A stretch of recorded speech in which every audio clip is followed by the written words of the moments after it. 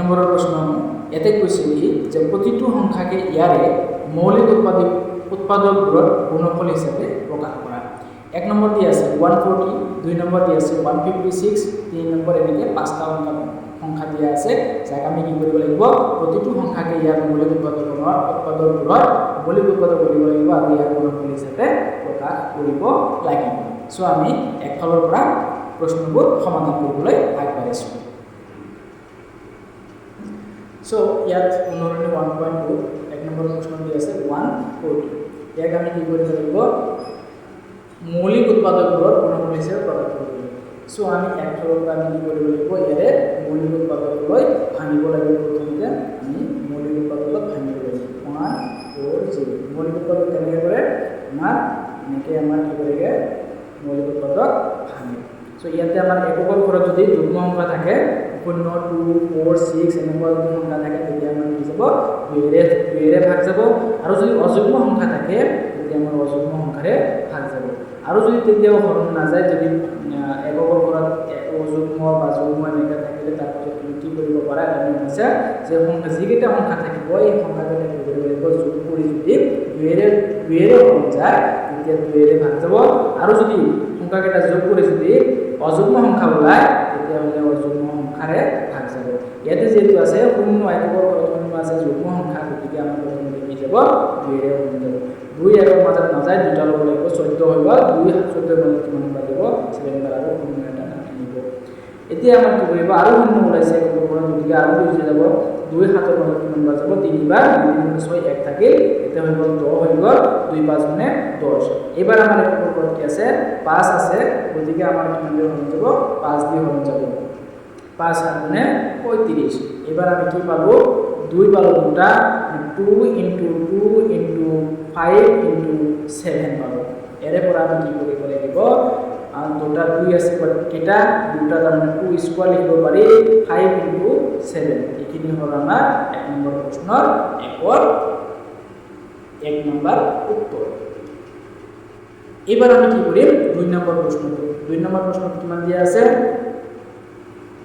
2 নম্বৰত দিয়া আছে 156। সো 156 আমি কেনেকৈ লিখিব পাৰি, আগতে মৌলিক উৎপাদকত ভাঙিব লাগিব। 156 যদি আমি ভাঙো কিমান বাৰ যাব, 2 বাৰ যাব, যেহেতু এককৰ ঘৰত আছে কিমান যুগ্ম সংখ্যা আছে, গতিকে 2ৰে ভাগ যাব, 2 15ৰ মাজত 7 বাৰ যাব, 14, 2 7 14, 1 থাকে 16 হ'ল, 2 8 মানে 16। এইবাৰো কি আছে, এককৰ ঘৰত 2 আছে, গতিকে 2 দিয়ে হৰণ যাব, 2 3 মানে 6, 18, ইয়াতে 7 আছিল, 2 3 মানে 6, 1 বেছি হ'ল, 18 হৈ গ'ল, 2 9 18। এবাৰ আছে কি, এককৰ ঘৰত অযুগ্ম সংখ্যা, গতিকে অযুগ্ম সংখ্যা দিয়ে হৰণ যাব, কিমান দি যাব, 3 দি যাব, 3 দিয়ে দিলে 3 × 3 আৰু 3 9 মানে 3 3 মানে 9, 13টো কি হ'ল মৌলিক সংখ্যা, গতিকে ইয়াৰ আৰু হৰণ নাযায়। গতিকে কিমান পালো, 2 পালো, 2টা 2 × 2 × 3 × 13 পাইছো। এৰে পৰা আমি কি লিখিব পাৰি, 2 স্কোয়াৰ 3 × 13, এইখিনি হ'ব আমাৰ এনসাৰ।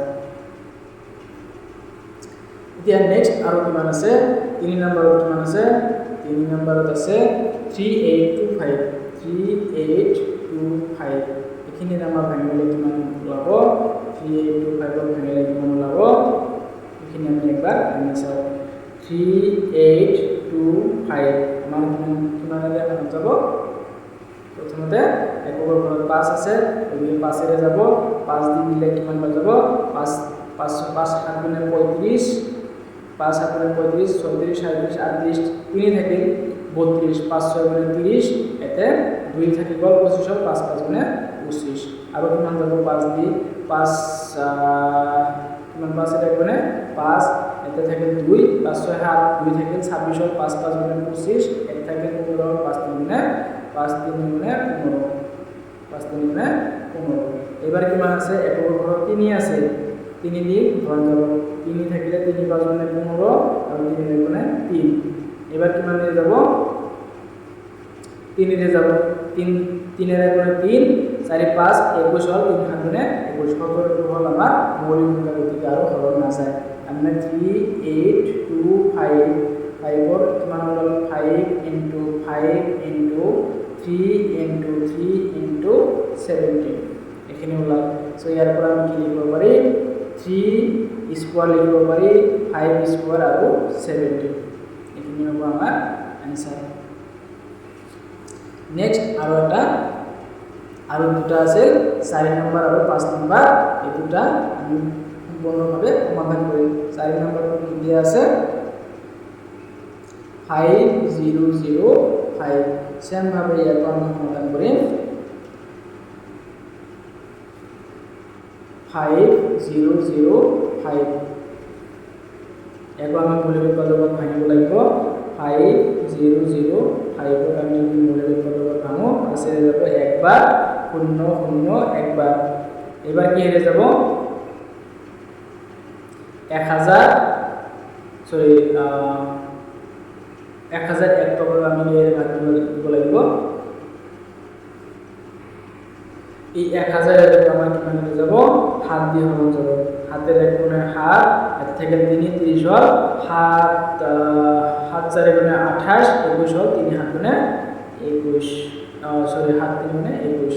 এটা থেকে 143 এতে আমার কিমান হয়ে যাব 11 হয়ে যাব 11 এর গুণে 11 এতে থেকে 3 13 11 3 গুণে 33 আমি মান কিমান পাবো এবার 5 into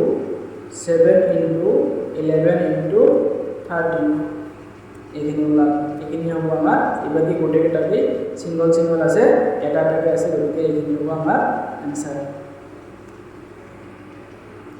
এবার আছে কি 5 নম্বরের লাস্ট 1 নম্বরে অনুরণনী 1.2 1 নম্বরের লাস্ট প্রশ্ন 5 নম্বর 7429 আছে 7429 আমি কিমান বাদ দিব লাগিব 17 দি যাব 17 দি দিলে কিমান যাব 4 3 আৰু 7 তোমালোকে কৰি চাবা এতিয়া আৰু কিমান বাৰ যাব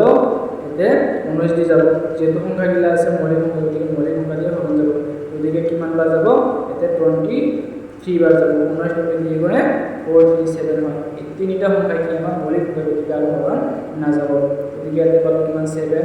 19 আৰু 23 এইখিনি হ'ব আমাৰ